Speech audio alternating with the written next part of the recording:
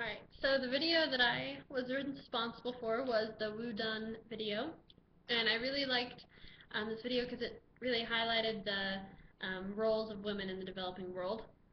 I really liked how it talked about how the central moral challenge for our world today is gender inequality, and how she really talked about what women's lives are really like in the developing world, and how education really isn't a first priority for young girls, and how she brought up the young girl who was pulled out of school because they didn't have enough money to send her there, and eventually other countries found out about it and they sent donations to her family so that she was able to go to school, and she ended up changing her entire village all because of that one piece of aid. And so I really liked how she pointed out the problems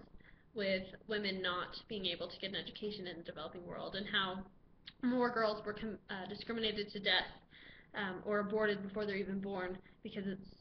much better to have a man that you can educate and that can hopefully get a job, as opposed to a woman whose role is in the household, it would appear. I liked her solutions, how she talked about education. Obviously, it's a good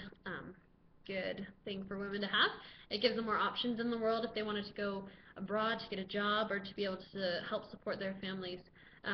One of my favorite things that WuDunn talked about was how the young girl got a goat,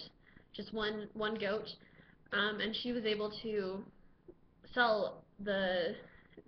products of the goat, the cheese and milk and things like that, to be able to provide for her education and be able to help her make her way in this world. And so individuals can really make a difference and make a change, make a movement to bring about a social change. I really liked it when she pointed out that.